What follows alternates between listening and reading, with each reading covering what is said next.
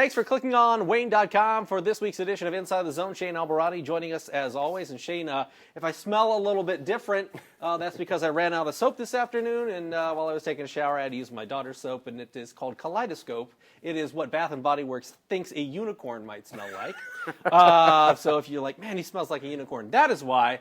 I say that. I've never smelled a unicorn, so I can't tell you. Exactly. Who knows? Maybe it's dead on. But that to say, the Komets smelling pretty darn good after this weekend.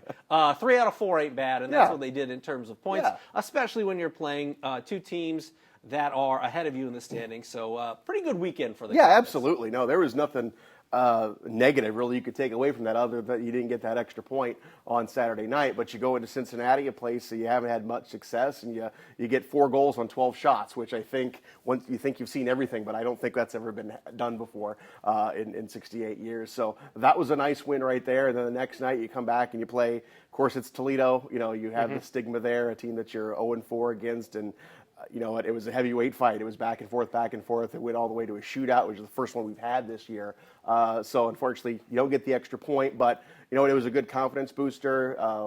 Going and playing against Toledo and playing them that tough, a team that you're going to have to beat, and you're going to have to play a lot down the stretch. How impressive was the offensive performance Friday night against Cincinnati? Because you take a look at the standings and some of the numbers.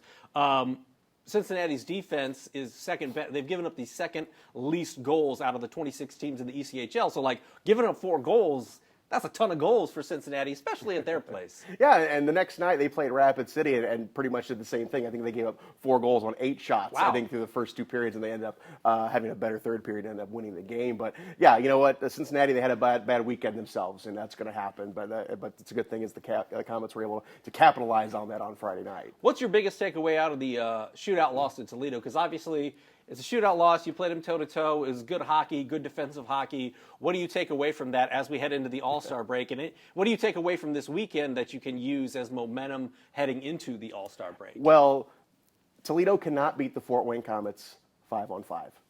If you look at all the goals the Komets have given up against Toledo, they have all been on the power play. I think only 11 5-on-5 goals. So if that tells you how close these two teams really are, the Komets are taking a lot of penalties.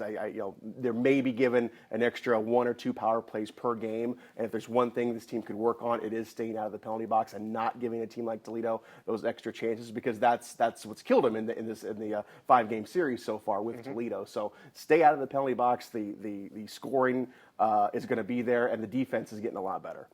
When you look at the Central Division standings, Cincinnati's up there with 56 points, but they've played 41 games, so they have a few games in hand on everybody at this point. Toledo right there at 37 games, 46 points there in second place. The Komets 39 games, 44 points, and then Indy not too far behind, 39 games at 41 points. If you're the Komets, how do you feel heading into this All-Star break, knowing that, man, you've got quite a gauntlet of games, the annual Mitzpah Shrine. Get out of the building, play all your games on the road for a couple of weeks. Part of the schedule coming up. It's the longest road trip of the season. It's 7 games. You got to go to Indy on Friday. You got to play 2 in Toledo Saturday and Sunday. Then you got to go down to Florida and play 3 games there, which are also going to be tough. And you still have to play a game in Kalamazoo a week later before you get to play at home. So no, this is a very important stretch. But if you're the Fort Wayne Komets and you're Ben Boudreau, you're actually kind of salivating, because you're looking at who's going to be back in the lineup in the next week or so. And, the Komets been playing shorthanded, had to play with 5 defensemen on Friday night, just because of injuries and illness. And guys are going to get healthy hopefully this week. So, Sean St. Amant, you're hoping to have him back. He's missed 15 straight games. Brad Morrison has missed 18 straight games. Jermaine Lowen, who has bounced back and forth between Fort Wayne and Chicago, you expect him to be back very soon.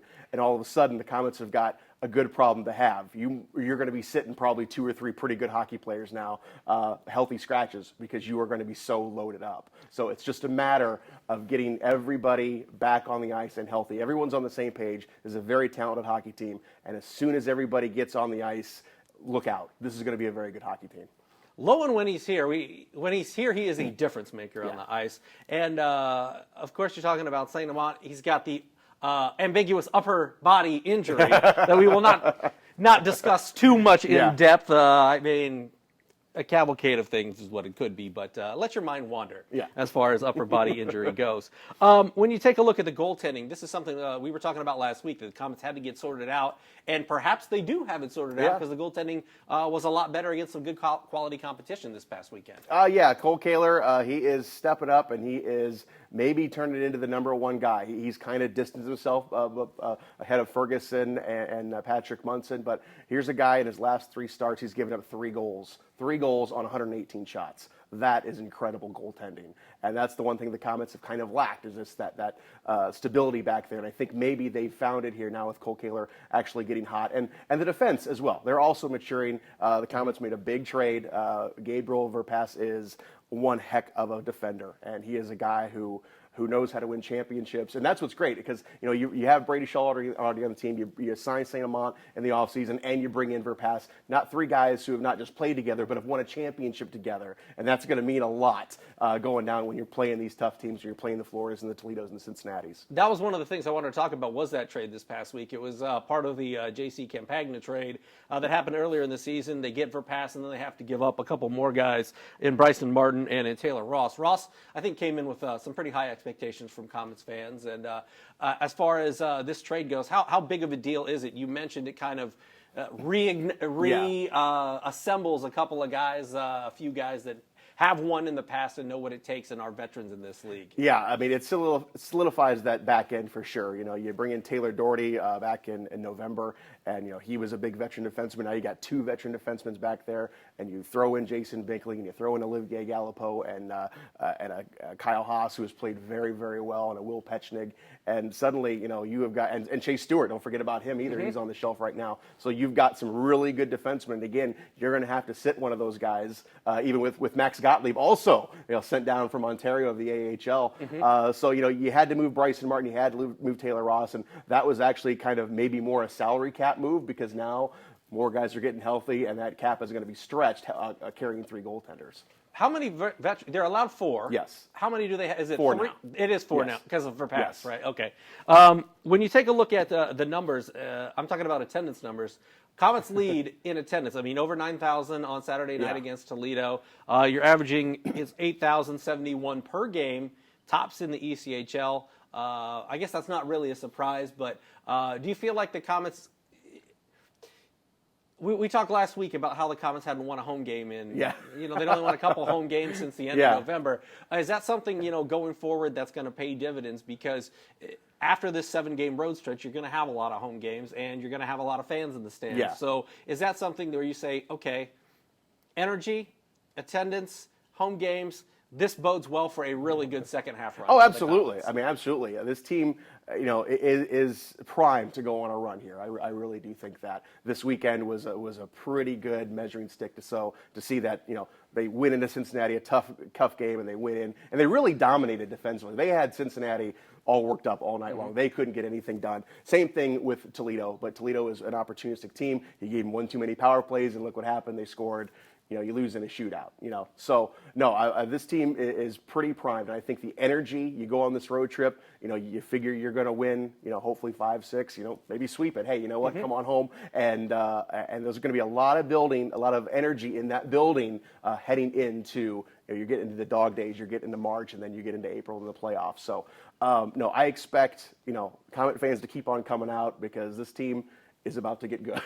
Well, and you talk about these road trips, I think the average fan looks at it and is like, oh, boy, they got to go play all these games on the road. Talking to guys in the past, Gary Graham, just all the guys around the Komets, a road trip like this can really galvanize a team, because you have no distractions, you have no family really, you have no day-to-day. It's on the road together, in the bus together, practicing hockey together, and doing things outside of hockey together. I mean, it can really be, I don't want to be all cheesy and say it's a team building, but it is. I mean, it can really, like I said, it can really galvanize a team, a road trip like this. Yeah, oh no, absolutely. And, we went on the road trip to Idaho, and it was a 2-week-long road trip, which is a little bit longer than most we would take. But so, you came back with illness and injuries. So that maybe wasn't so much the bonding. So maybe we bring a whole healthy bunch down to Florida. That would be and nice. Everybody can relax and go down there and play some really good hockey teams. If you're Ben Boudreau, how do you manage the next 2.5 weeks? Because you've got the All-Star break. yes, people were healthy this past weekend, but you had the sickness that was running through the team. Obviously, you want to take some time off because you want to make a run in the second half. But how do you approach this, knowing that okay, you've got a few days off, but then you've got to hit the road for this long period? How do you go about managing the legs, because you want to have fresh legs? Well, I'm sure with the sickness and the injuries that have gone around, I'm sure Ben was saying, enjoy the next 3 days. Enjoy your days off. Get rested. Come back, because we've got one heck of a road trip coming up. But with all these guys coming back, it also bodes very well for Ben Boudreau, because now guys are going to compete for ice time. Because, like I said, there's going to be healthy guys sitting in the stands now. So it is going to be a competition every practice. You can't take 1 minute off. And Coach Ben Boudreau is thinking, hey, you know what? Don't make it easy on me, guys. Let's go out and work hard, practice every game. Don't take a shift off. And this team's going to start winning. All right. What are you most looking forward to about the second half after we get done with the All-Star break this week? I look at the schedule. Unfortunately, you only got 2 more games left with Cincinnati. They've got a healthy lead on you in first place. But you look at the 8 games I believe you still have with Toledo. You got 3 here at the Coliseum. You got 5 in Toledo.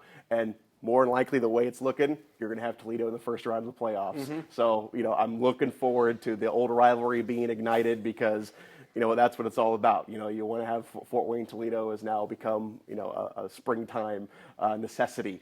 Get familiar with the Walleye roster. Get familiar with them, and let's beat them a couple of times and take that into the playoffs. But no, I'm looking forward to this team getting healthy, because I look at what we have on the roster and what the potential this could be, and also with 2 affiliates, you don't know what's going to fall in your lap the last 2-3 months of the season. So, Mason Berg, he could be coming back. You're going to have Jermaine Lowen, and you could have new faces as well. Drake Rimsha was sent down 2 weeks ago, and he scored 5 points in his first 2 games. Yeah, he was dynamite. Unbelievable. So then that puts the pressure on those ECHL contracted guys. Hey, I got to keep up with these guys who just sent down. So it's gonna be great competition. I think the practices are gonna be just as fun as the games, because you have got guys now working hard, because they know guys are gonna have to sit and they're gonna have to work to get in the lineup. Healthy and talented. I think those are the 2 words to think about in the second half of the season for the Komets. He's Shane Albahrani. I'm Glenn, and we'll be talking Komets hockey next week.